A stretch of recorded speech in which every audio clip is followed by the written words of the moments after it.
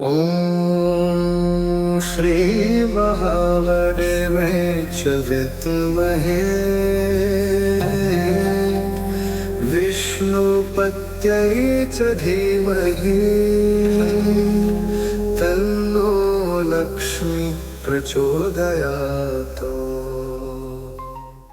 माँ बाप के धर्म को नहीं कहे, माँ बाप के सिद्धांतों को नहीं कहे, माँ बाप के आचरण संहिता को नहीं कहे, माँ बाप जो भी मानते हैं उस सबको नहीं कहे, तो ही वो उस मनोवैज्ञानिक गर्भ के बाहर आएगा और अपने व्यक्तित्व को उपलब्ध होगा।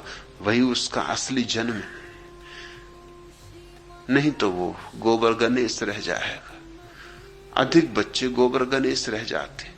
माँ बाप गोबर गणेशों से बहुत प्रसन्न होते, गोबर गणेशों की खूब प्रशंसा करते हैं कि बेटा हो तो ऐसा हो, कैसा आज्ञाकारी, इधर बैठो तो इधर बैठता है, उधर बैठो तो उधर बैठता है। गोबर गणेश ही है, बैठ गए सो बैठ गए, उठाओ तो उठे, बैठाओ तो बैठे। लेकिन इन गोबर गणेशों से दुनिया में कोई भी सौंदर्य बढ़ा नहीं। इन गोबर गणेशों ने दुनिया को दिया क्या? इस दुनिया को अगर किन्हीं ने भी कुछ दिया है तो वे बच्चे हैं जिन्होंने आज्ञाएं तोड़ी, जो मां बाप की आज्ञाओं के विपरीत गए, जिन्होंने हिम्मत की है और साहस किया है। हिम्मत बड़ी है क्योंकि छोटा बच्चा मां बाप पर निर्भर होता है, सब तरह से निर्भर होता है, भोजन के लिए, वस्त्र के लिए, शिक्षा के लिए। उसका सारा जीवन ही मां बाप पर निर्भर है। उतनी निर्भरता की भी दांव पे लगा देता है और जो उसे करना है करता है, करके दिखाता है। एक छोटे बच्चे ने, मुल्ला नसरुद्दीन का बेटा फजलू, उसने सेव का वृक्ष काट डाला।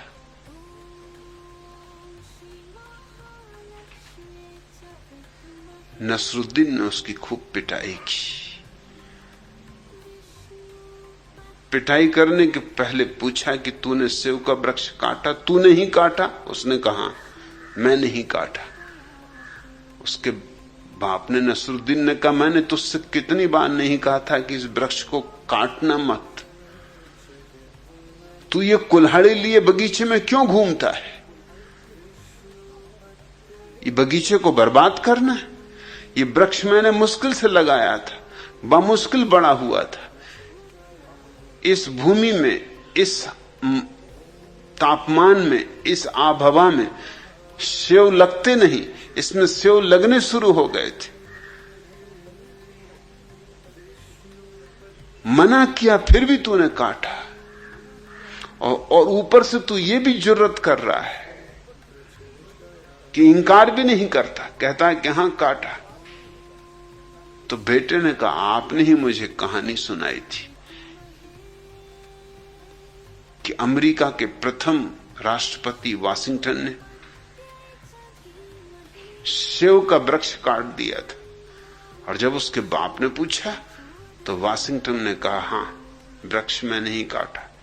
बाप ने मारा तो नहीं, वरन पुरस्कार दिया, क्योंकि बेटा सत्य बोला। मैं तो उसी आधार पर चल रहा हूं, उल्टी मुझे पिटाई पड़ रही। बाप ने कहा वो कहानी मुझे मालूम, मैं नहीं तुझे सुनाई, मगर तू ये भी ख्याल रख कि जब वाशिंगटन ने सेव का वृक्ष काटा था तो उसका बाप वृक्ष पे नहीं बैठा था। हरामजादे, मैं वृक्ष के ऊपर बैठा हुआ था।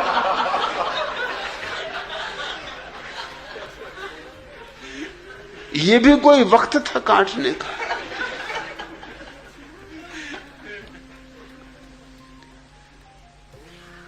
लेकिन बच्चों को कितना ही तुम सताओ, जिनमें थोड़ी भी प्रतिभा है, जिनमें थोड़ी भी तेजस्विता है, वो इंकार करेंगे। उन्हें इंकार करना ही है, करना ही पड़ेगा। ये मनोवैज्ञानिक अनिवार्यता है, अपरिहार्यता है। नास्तिकता इस सारे इंकार का इकट्ठा नाम है। सारी धारणाएं, सिद्धांत, शास्त्र, परंपरा,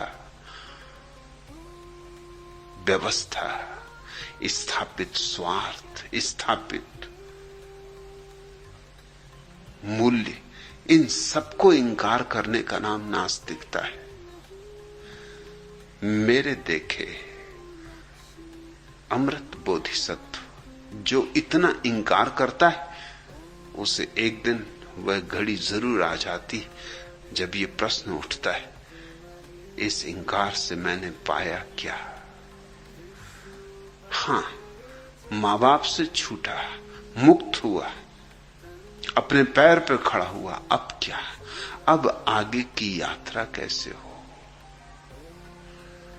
और तभी पहली दफा जीवन में आस्तिकता की किरण फूट सकती है, अगर संयोग मिल जाए किसी आस्तिक से मिलने का। तुम धन्यभागी थे कि मुझे मिल गए। मैंने तुम्हें नाम दिया अमृत बोधिसत्व। वे दो शब्द मैंने तुम्हारे लिए उपयोग किए, उन्हीं दो को तुम इंकार करते रहे थे। अमृत यानी परमात्मा, शाश्वत, जो सदा है, और बोधिसत्व अर्थात उसे जान लेना, पहचान लेना, अनुभव कर लेना, बुद्धत्व को पा लेना। मैंने तुम्हें जो दो शब्द दिए, वो तुम्हारी पूरी 40 साल की नास्तिकता की पृष्ठभूमि में ही दिए। उसी पृष्ठभूमि में वे उभर कर प्रकट हुए। तुम कहते हो मैं 40 साल तक नास्तिक था, समाजवादी विचारधारा में जीवन गंवाने के बाद पिछले 15 वर्षों से आपका संपर्क पाया, और जीवन में जो आनंद और उत्सव का अनुभव किया उसका कैसे वर्णन करूं। इन 15 वर्षों में और भी लाखों लोग मेरे संपर्क में आए, लेकिन उन सभी को वह आनंद और उत्सव अनुभव नहीं हुआ जो तुम्हें अनुभव हुआ है, और उसका कारण तुम्हारी नास्तिकता थी। तुम तैयार थे, तुम्हारी पृष्ठभूमि तैयार थी। आस्तिक भी मेरे संपर्क में आए, मगर चूंकि उनकी आस्तिकता झूठी थी, उनका मेरे संपर्क में आना भी झूठा हुआ। मेरे और उनके बीच एक दीवार बनी रही। तुम उघाड़े थे, तुम्हारे और मेरे बीच कोई दीवार न थी। तुमने सारे वस्त्र पहले ही फेंक दिए थे, तुम नग्न खड़े थे सूरज में। तुमसे मेरा संपर्क सीधा हो सका। आस्तिक यहां आ जाता है तो उसे बड़ी मुश्किल होती, क्योंकि उसकी धारणाएं बीच में खड़ी रहती। उसकी आकांक्षा होती है कि मैं उसकी धारणाओं का समर्थन करूं, और मैं उसका दुश्मन नहीं हूं तो कैसे उसकी धारणाओं का समर्थन करूं। उसकी धारणाओं का समर्थन करूं तो उसके जीवन में कभी क्रांति नहीं होगी। मुझे तो उसकी धारणाएं तोड़नी ही पड़ेंगी।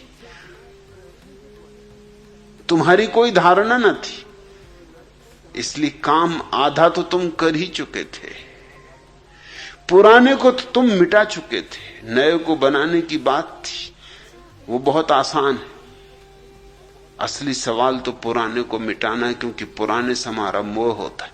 नए को बनाने के लिए तो हर एक उत्सुक हो जाता है, लेकिन जिनका पुराने से मोह है उनके मोह बड़े भयंकर होते। मैंने सुना एक पुराना चर्च था, वो गिरने के करीब था, इतना जीर्ण जर्जर कि उसके भीतर जाकर कोई प्रार्थना करने में भी डरता था। जरा हवा जोर से चलती थी तो चर्च कपता था, चरमराता था। अब गिरा तब गिरा। औरों की तो बात छोड़ दो, पादरी भी भीतर नहीं जाता था, वो भी चर्च के बाहर से प्रार्थना करके लौट जाता था।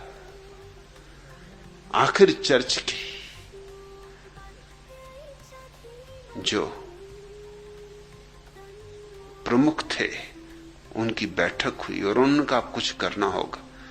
अब चर्च में लोगों ने जाना ही बंद कर दिया। इतना ही नहीं, चर्च के पास से भी निकलना बंद कर दिया, क्योंकि पता नहीं कब गिर जाए।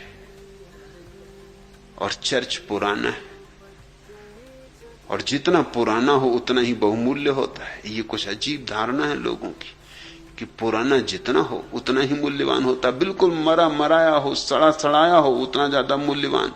लाश ही बची हो, अस्थि पंजर ही रह गए हों, तो और भी मूल्यवान। लोग अपने अपने धर्म को पुराना सिद्ध करने में ऐसी दीवानगी करते, सच और झूठ की फिक्र ही नहीं करते। गुड़ भी हो तो गोबर कर देते, सिद्ध करने की चेष्टा कि पुराना पुराना होना चाहिए। सारे वैज्ञानिक आधारों से तय होता है कि वेद 5000 साल से ज्यादा पुराने नहीं, लेकिन लोकमान्य तिलक की चेष्टा जीवन भर ये रही कि 90,000 साल पुराने। क्यों? ऐसा क्या दीवानापन है? पुराना है तो मूल्यवान होना चाहिए, जितना पुराना हो। जैसे कि धर्म ना हुआ, शराब हुई, जितनी पुरानी हो उतनी ही कीमती। सभी धर्म इस चेष्टा में लगे रहते, एक दूसरे को हराने की चेष्टा में लगे रहते। ईसाई तो मानते हैं कि पृथ्वी का जन्म ही जीसस से 4004 वर्ष पहले हुआ, इसलिए 90,000 साल पहले वेद रचेगा। ये बात तो व्यर्थ ही हो गई।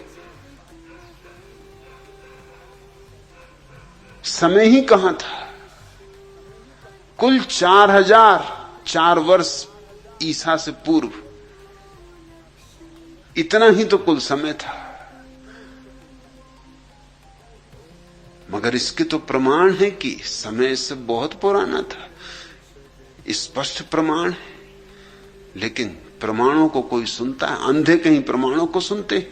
ईसाई पादरियों ने यह तर्क खोज निकाला है कि वो प्रमाण ठीक है, वो प्रमाण ईश्वर ने आस्तिकता की परीक्षा के लिए रख दिया। अरे ईश्वर क्या नहीं कर सकता?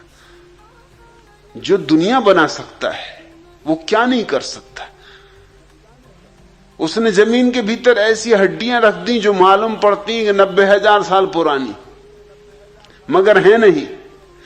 उसके लिए क्या कठिन है? ये तो परीक्षा के लिए बनाई है उसने, कि देखें कौन असली श्रद्धावान है और कौन नकली। इससे तय हो जाएगा। लोकमान्य तिलक कहते हैं कि 90,000 साल पुराना है वेद। जैन बड़े प्रसन्न होते हैं, वो कहते हैं बिल्कुल ठीक ठीक कहते हैं आप, 90,000 साल पुराना होना ही चाहिए, क्योंकि ऋग्वेद में हमारे प्रथम तीर्थंकर का उल्लेख। सुनिश्चित हमारे प्रथम तीर्थंकर तुम्हारे ऋग्वेद से भी पुराने। ओम श्री महादेवाय च विद्महे विष्णुपत्यै च धीमहि तन्नो लक्ष्मी प्रचोदयात्।